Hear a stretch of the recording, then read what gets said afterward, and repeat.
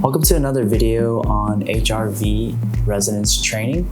Today's video is going to be all about personalizing your breathing pace. If you haven't checked out the last video on breathing pace, or if you need a refresh, a breathing pace is basically a interval in which you're inhaling and exhaling. For most people, it's going to be 4 seconds inhale and 6 seconds exhale. Since you aren't most people, you are your own person, you're going to figure out what your personalized breathing pace is. You can go without using biofeedback technology, but I definitely recommend using it. In the last video, I didn't really stress heavily enough that biofeedback technology is essential to this training. It really provides a lot of feedback, and so you can tell objectively how things are going within your training, and it's going to be a good measure for you to figure out if you're doing something right or wrong. So what these devices do is that they are super sensitive and they measure your interbeat interval. Basically, an interbeat interval is the period between each heartbeat. I'm going to provide a thorough list of all the sensors that are available and just a brief pro and con of each one. All the links are available below, and the first one we're going to be talking about here is the CoreSense HRV sensor.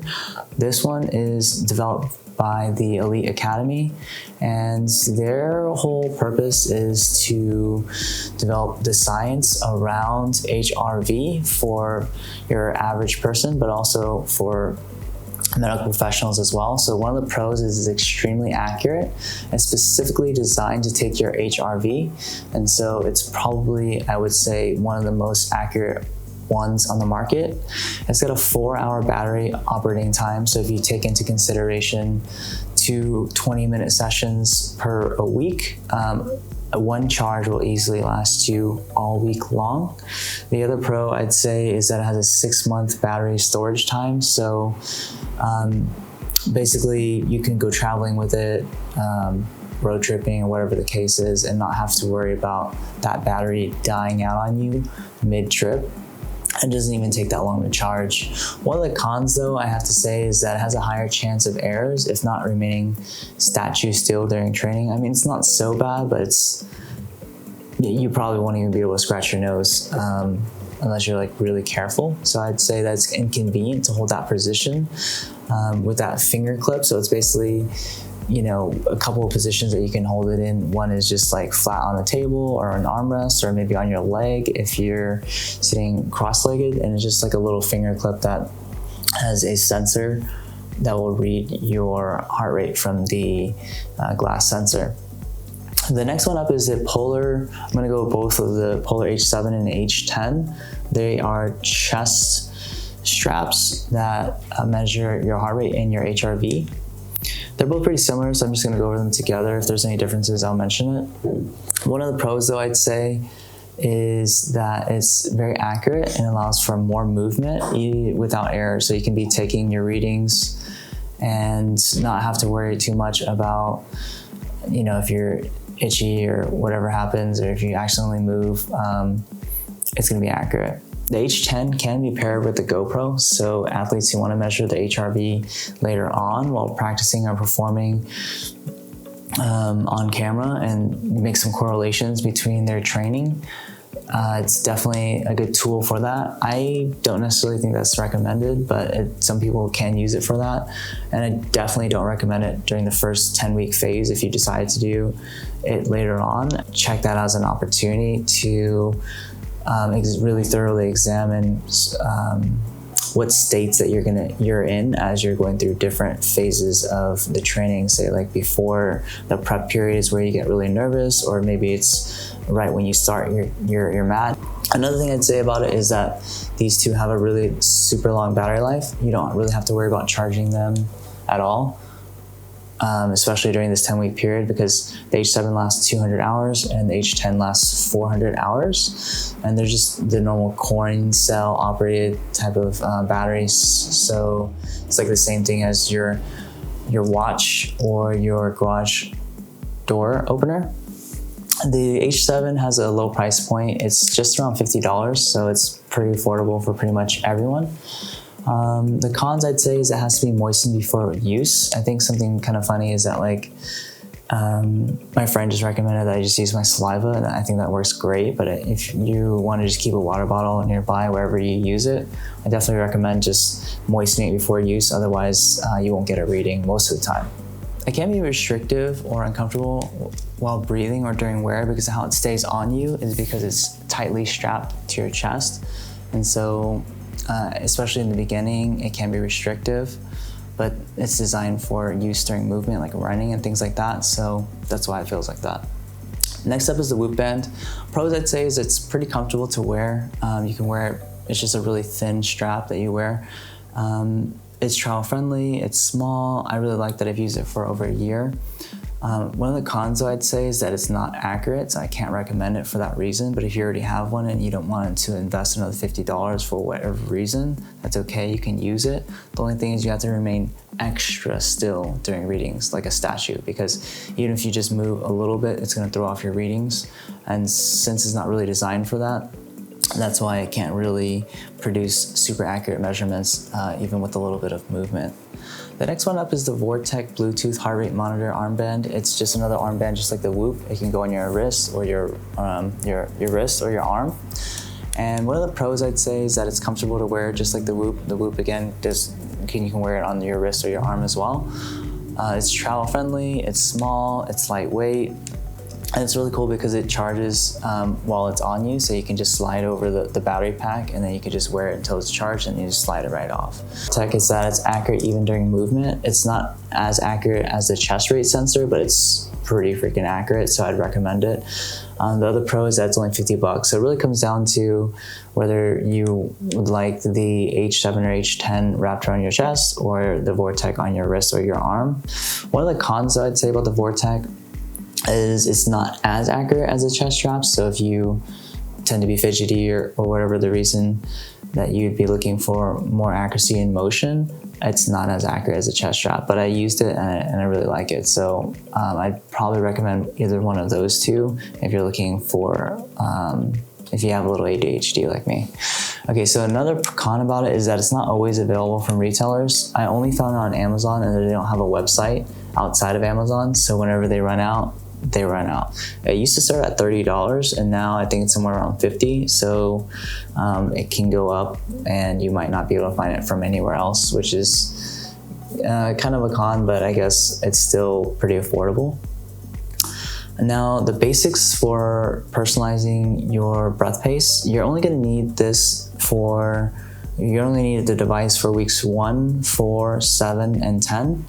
And so you're not going to be using it every week. It's just to be checking in against your goals and to kind of figure out what's working for you and what's not. I definitely think that if you are a high performer and you're committed to developing this skill set, I'd recommend trying out the biofeedback, getting a sensor and going deep with this. There's really no way to tell exactly how well you're doing without the biofeedback device other than your subjective feeling on it. And I think the subjective feeling is cool and all, but the objective measurement can really do wonders when it comes to figuring out exactly what is working and what's not as we go and mix in different techniques throughout the weeks. As far as commitment goes, investing in an emotional as well as a psychological asset like HRV training can be and has been life-changing for me. And that's the reason why I started making videos on this channel. I think that I can really help other people because it's really helped me. For me personally though, in respect to my goals, it's really helped me engage in more empathy, allowing me to understand from my heart. I can shift or focus into relaxation just by using the breath, and have the ability to behave and be the person that I intend to, regardless of the stress factors involved. The last thing I'm going to go over is posture. Whether you're doing biofeedback training or not, you definitely want to be sitting straight and tall while you're doing your resonance training, or just really in general. Our minds connect with a feeling of being in control when we have a good posture, and when we're slouching, it's connected with the feelings of being powerless or defeated. And also physically, Slouching doesn't give us the space for our organs to perform the way that they are designed to. One example of that is just the lungs. They expand not just downward, but they also expand outward. And when you're slouching, it closes the rib cage on the lung area, and so the volume of the lungs can't get as big. And the second part, although there's multiple parts, all of your organs actually need a lot of space. But your diaphragm is like this, most people don't know, but it kind of just lives right beneath your lungs, and it's this pear shape or mushroom pear shape. It's this mushroom shaped organ, or it kind of looks like a parachute too, I guess. And so it expands downward, and you won't be able to expand it as far if you're slouching. And as a tip for you, keep your spine straight and sit comfortably as you go through your personalization practice.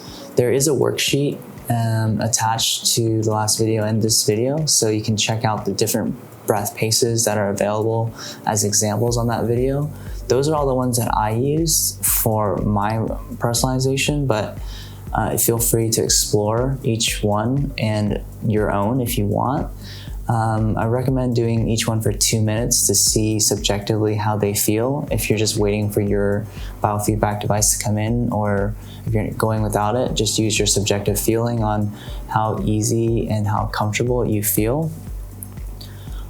One of the things that I would say is important to measure is the ease. So some people, they feel more relaxed after the 2 minutes, or some people feel their jaws kind of relaxing, or their shoulders, or their mind clears. There's going to be different feelings for everybody, but even if you don't feel any of those things, the easiest and most simplest way to see, at least subjectively, how your breath pace is working for you is if you just feel some sort of ease with it, and I would just measure it based on ease.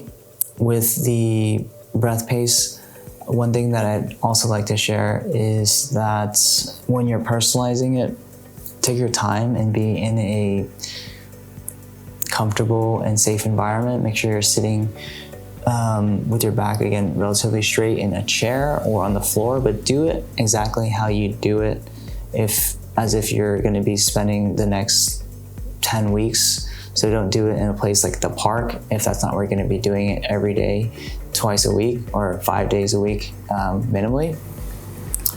One other thing, actually one last thing, is when you're doing your breath pacing, check out the HRV score that you get and also your heart rate, and check it side by side. So write it down with each interval that you're doing, so you can get like an objective measurement as well as your subjective measurement, and then you can decide which one's going to work best for you. So good luck this week personalizing and checking out your breath pace. Let me know in the comments if there's any questions that you have or anything I didn't cover in depth enough.